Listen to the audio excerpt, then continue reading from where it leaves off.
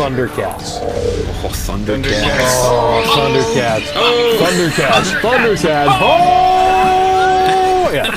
I'm telling you, when I first saw that first episode from Thundercats, I was like, who thought this craziness up? And here's a bunch of alien cats from a different world that supposedly were looking for who knows what. And they landed on the planet Earth. It didn't matter. It didn't matter. It really didn't. It was cool. They were the good guys. They were the good guys, and that seems to be like a prevalent theme here. It's like we're following the good guys, but that, I mean, the Thundercats, they all had like an individual kind of weapon too. That was like, it was essential to their character. You had you had the sword, and you had the claw glove, and you had nunchucks, and then you had the other guys, and they were all mystical and brutish and beastly, as opposed to the Thundercats, who were very elegant and streamlined, and they were just they were so cool. Just that sword alone, that was the coolest sword I ever saw, I have to say. Even better than He-Man's, which was late, we'll get into later, but that sword would he'd get really ticked off at something and just go 1, 2, 3, and he was taking on the world at that point. He didn't care. It didn't matter if you were Mum-Ra or if you were Jack Schmidt. He was taking you down. That was the coolest thing. I loved that sword. It was absolutely fabulous. I agree with absolutely everything. I can't top that, Sean. I cannot top that. That is well put. I mean, thanks for leaving comments for the rest of us to make here. I'm going on break. You're a Thundercat, man. There goes Matt. Yeah, I was a big Thundercat fan. I really enjoyed. Mum-Ra was like really cool as the antagonist of the entire cartoon, because he was so scary and he was so brutal to everybody that was around him. The flowing kind of like robes and weird things that were flowing off of him, his bandages and stuff. He was a mummy that had come back to life, and he was scary and just creepy. But I liked that kind of portion of an antagonist who was just straight out evil. It didn't matter what you did. They were trying to protect, or they were trying to help the locals or what have you. And Mum-Ra was there, and he was going to just be brutal. He was going to be evil and angry, and I was going to take him out. Oh, yeah. He's brutal.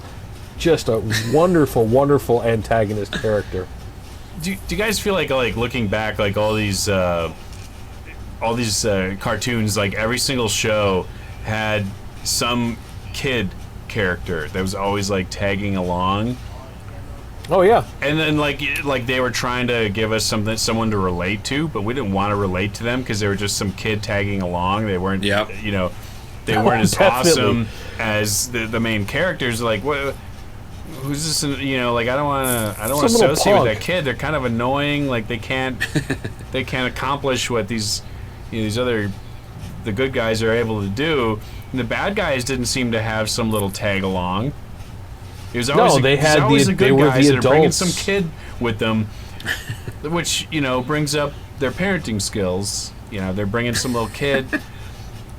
Keep them out of that. The bad. At least the bad guys knew better. They didn't have some little tot standing next to them.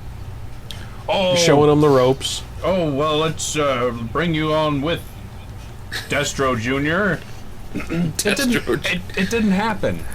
No. I know you're 14, but here you've got your own little mummy wraps to go along with you. Yeah, no, the antagonist never really had anybody who was a young person. It was the older generation, I guess, as antagonists. They were the evil, terrible-looking ones, and then you had the really cool-looking ones, whether it was G.I. Joe or it was Thundercats or He-Man or who have you. Yep.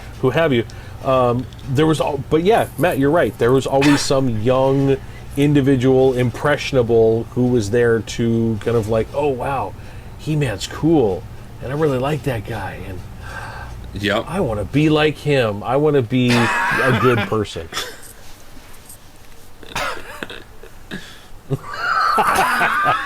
Dun, dun, dun. Yeah. And yeah, why is that kid there? Get your kid out of here. We want to know what? We didn't pay attention to it. So that was the thing. It was there for somebody, but it wasn't for the three of us. I can tell you that. We weren't paying attention to that whatsoever. No, because the kid was annoying. They didn't do market research.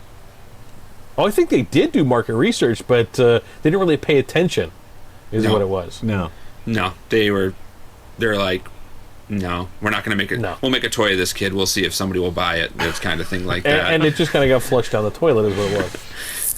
Flushed down the toilet, or put on one of those parachutes on them and just throw them and hope they land in the neighbor's yard, so you don't have to go back and get them. I wonder if that's real. I wonder if that's really what it looked like. The toy. Well, you get those old army men with like the parachutes just kind of floating down. Yeah. Well, you know, G.I. Joe had a couple characters that had parachutes on him as well that I had. And I used to throw them off the second floor window. My mom was like, "What the heck do you have the window open for? It's the middle of winter." I'm like, "There's a battle going out in the snow out here." What do you mean? What am I doing? He's got to win. He's got to win. Sometimes I couldn't find them, though, because they get buried in the snow then, and then that would be a problem. And then it was back to Toys R Us. Thanks, Mom. Back to Toys R Us. G.I. Joe! Yeah. Being an American hero. G.I. Joe is there. Speaking of which, I know we've changed subjects here, but Sean, I know knowing is half the battle, right? It is G.I. Joe. All right. Just making sure. Is everyone in your family aware of this? Hey, young child. Yeah? Come hither. You must come hither now. You must inform us of G.I. Joe's ultimate sacrifice. that pose. Very stoic. Stoic indeed. So what do we know of G.I. Joe? G.I. Joe. Knowing is half the battle. G.I. Joe! See, even the younger generation understand that knowing is half the battle. G.I. Joe. See? I'm telling you. Knowing is half the battle. Absolutely half the battle. Knowing is half the battle. G.I. Joe. It just is. That's great. So moving right along to our next subject. On to the next.